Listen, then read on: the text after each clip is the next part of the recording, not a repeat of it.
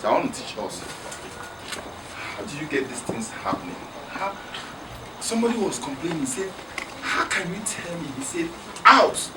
And a sickness of 18 years that you have traveled around the world to go and cure, didn't cure, went out. What does he do? Very simple. Amen. Amen. Hebrews chapter 11, verse 1. Now faith. Good. Can you see the mistake? Now faith. That's the first mistake. It is not now faith. Let me tell you how God talks to me. When I open the Bible, the Spirit of God appears before me. And He takes the words. Most times, I don't read the Bible as book. I read it as a journey in life. It took years, actually. I remember there was a day, the day we were doing party here. You know, who knows what they call déjà vu? Déjà vu. Like something has happened before. Yeah. Good. Most things I do, I feel like I've done this before. I realized that while I was praying, like there's people I will meet, I say, I've met you somewhere. They say, yes, I know you. Some people say, you prayed for me. I know I've never seen them. But sometimes in the spirit, I go out. He asked me a question. What was that question you asked me? Come here. What was that question you asked me? No, you sent me a message. Good. Yesterday I was talking. I mistakenly opened up to them. And I said, I tried to transcend, I couldn't. He picked it up. So he sent me a message, he said, Doctor, what do you mean you couldn't transcend? I didn't answer him. God has given me the ability to move. Amen. Amen. You see it in the Bible, like what Philip did. That will say Philip came out of the water and he moved. Hello? Jesus moved, he entered. It's something Christians should practice normally. Don't look at me like, the way some of you are looking at me. There's no mystery about it. It's in the Bible. Moses did it, Joshua did it. It's there. Praise the Lord. As a matter of fact, Elijah's own, he left the earth and went. Enoch left the earth and went. Moses went. It's no big deal. Just that if you understand it, all these evil juju men, they do it, they go to India. They call it Astra. It's not Astra. All power belongs to God. It came from God. They just use it to do their own thing. Amen. Amen. If you read the Bible, it's there everywhere in the Bible. So I'm not just reading Bible. I'm hearing him talk to me as if I'm in the crowd. Hello? You may think it's special, but it's just the grace of God.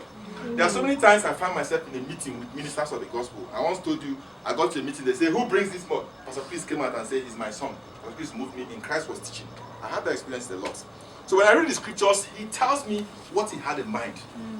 Like I told you, Luke chapter 10 verse 19. He says, I've given you power over serpents and scorpions, and all the powers of anyone, and shall by enemies hurt you. Remember I taught it here. I said, that's not what he said. What he says is, I have given you power over all the powers of the enemy one, whether it comes as a serpent or as a scorpion. And then he now told me that the word serpent there wasn't referring to snake. Serpents bites with the mouth, and scorpion stings with the tail. So that what he was saying was that giving power over all the powers of the enemy one, whether it will come early in the morning, mouth, or in the evening. Now, sometimes when I tell you your life, I'm not telling you your life. One day I was with some people, and then somebody called me from Francistown. I started telling them the clothes they are wearing. And the call got up and ran away. He said, are you sure you're a human being? No, it's not. Just that God gives you the ability to see these things. And that's why I return all the glory to Him. Amen. Amen. So I have to explain this for you to understand. This scripture, you've been reading it. And what you read is, now faith is. But he said to me, I wasn't saying now faith is. What I said is, now faith is. There is then faith. I used to be a minister of the gospel. If I heal sick, I cast out demon. That is then. I will do this. That is, maybe you will. He's talking about now faith. Not now faith. If you look at your own, maybe they put comma there. It wasn't there. He is referring to the faith that works now. And if you get that concept, everything I'm going to teach you will make more sense. Because so many Christians are not relating with the God of the now. Please, would you please sit down? You know I don't like it. So many Christians are relating with the God of Moses. Some of you are carrying laws on your head. How many of you here believe that women shouldn't wear trousers?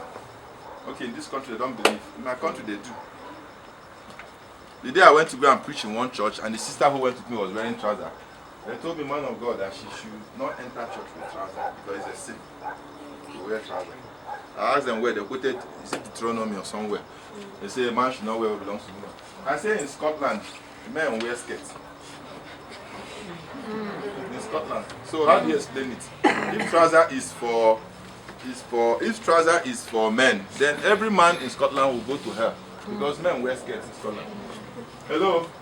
London police, what do they wear? Skirts. Ceremonial police, you don't see them. Those ones that carry those things. What do they wear? It's not skirts.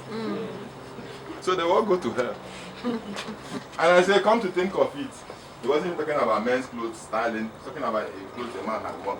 And I sat them down before I entered to minister to explain to them why it was said. Because then, Paul, even though Moses gave one reason, he said because of issues and defilement and the rest of them. But another reason was that men used to wear women's clothes and steal into women's camp to go and defile it. And they will come back pretending to be women. And then he also said there, don't weave cotton with wool.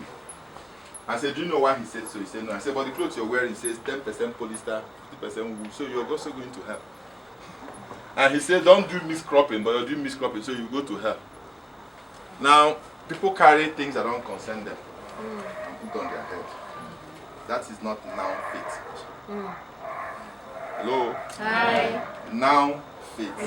Now faith. Everybody say now faith. Now faith. I know you have been taught all the while that it means now faith is yes. But what he's talking about is now faith. The faith of now. Faith is the substance of things hoped for, the evidence of things not yet seen. Substance, can you say after me? Faith is the substance of things substance of things hoped for, the evidence of things not yet seen. Even if your theology doesn't agree with me because I have results. Jesus said, if you can't believe me for my words, believe for my works. I have proof that this my faith has worked, so believe me. You came here because you heard of the miracles I did, and you want maybe to get a miracle or to learn from me. So don't argue. I see some of you in your heart, you're already saying, don't worry, believe me. It works. Take the one that works. Amen. Amen. Substance of things hoped for. The word substance is the same word used for foundation. Amen. Amen. Now, let me come this way. Okay. If I put this phone out in the sun and I'm able to get it to reflect the sun on the ground. Hello? Hi. But you can't see this phone, but you can see the reflection on the ground. You know such experiences. Such things happen. Maybe you're passing a house and then sun will just get into your eye. Bam! And then you start wondering, where did the sun come from? There's a car parked somewhere and the mirror of the car reflected the sun to you. Hello? Hi. At that point in time, are you seeing the sun? No. But you're seeing the reflection of the sun. Amen. Amen. At that point in time, that reflection is not the sun. So, the sun, which was reflected through a mirror, is the substance. Hello. Hi. That's what they're referring to here. Incidentally, most of us in life follow shadow.